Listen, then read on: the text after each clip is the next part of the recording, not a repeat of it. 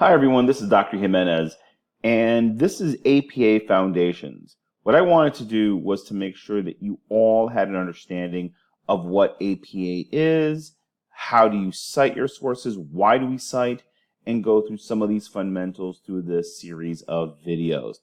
First thing I need to point out is that when it comes to APA Foundations, you need to understand how to use APA to cite your sources regardless of whether you are in this class or in any course in the educational technology program. If you're going to use a source or a reference, you need to give it its proper citation and do. So that's why we learn APA, so that we can cite our sources in our discussion board post, we can cite our sources in our papers, and we're going to talk a little bit about how to do that and what resources are available for you to use today. So first and foremost, one of the questions I always get from students is, well, that's great. You just told me I have to learn APA. What is APA?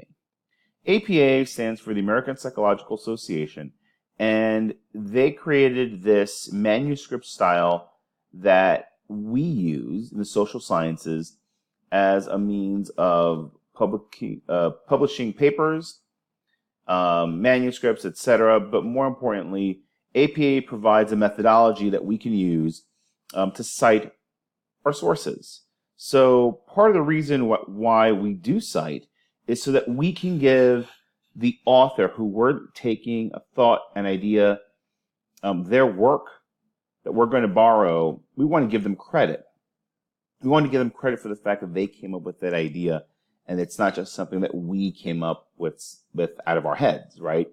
So one of the reasons why you cite is to show the reader that you've done your proper research and you list where you got your information from.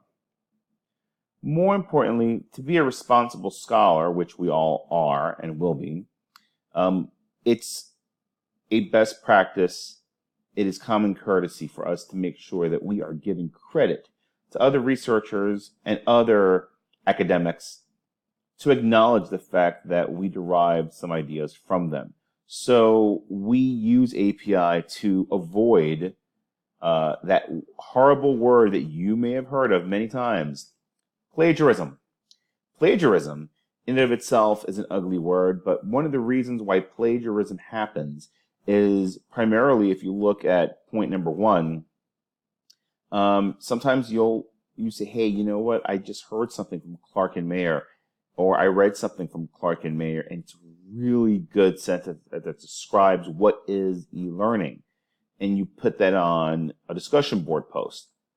Well, one of the reasons that you may end up plagiarizing is you take someone else's work and you just basically just copy and paste it into a document.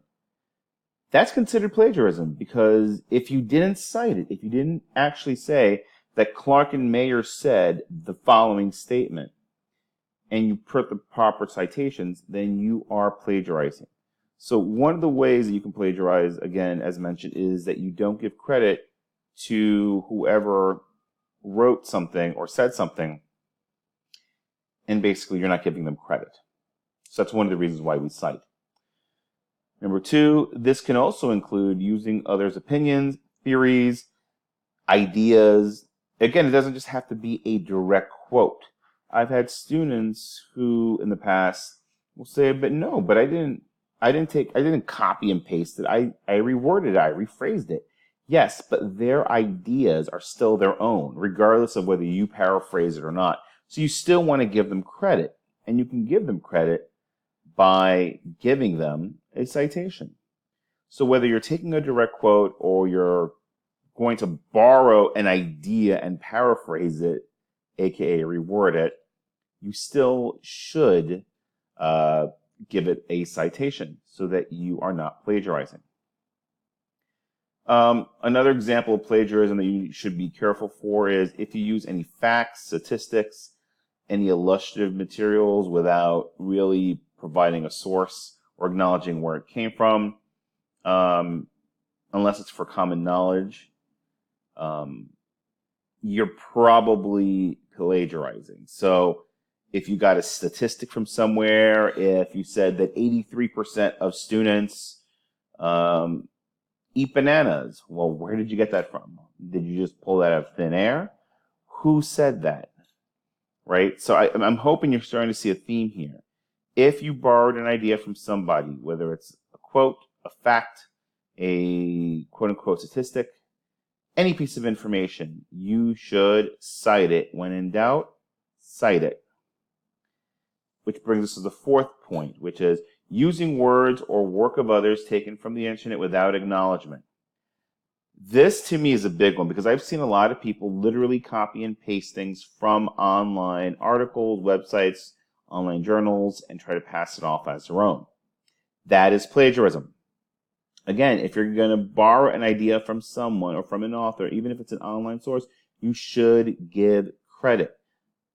So when in doubt, if you borrow any idea in any form, whether it's exact words, an idea, a concept, cite again. And if you don't know how to cite, we're going to get into that into our next video. So I'm not going to beat the whole cite again, but again, to avoid plagiarism, the easiest way to avoid it is to cite your sources. Keep in mind that plagiarism can be seen as a violation of the New Jersey City University academic integrity policy, and it could actually lead to your getting a F/0 on a paper or assignment. It could even cost you bigger problems in your academic programs. So again, please understand, plagiarism is taken very seriously by both myself, the academic staff, and the instructors here, not only in the Ed Tech department, but at NJCU, but in any university. We take plagiarism very seriously, and it's important for you to understand that the way to avoid plagiarism in general is to cite. And if you're not sure, cite. So with that, that's again, cite again. Doesn't matter whether it's a direct quote or not. If you're not sure, cite it. It's that simple.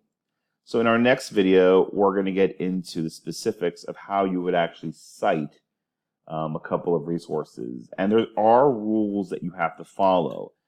Sometimes the rules are pretty clear. Sometimes it requires even people who have a lot of experience with it to go back and take a look. But the good news is we have multiple sources that you can pull from in order to gain an understanding about citation. So we'll come back to that in our next video when we learn how to actually cite.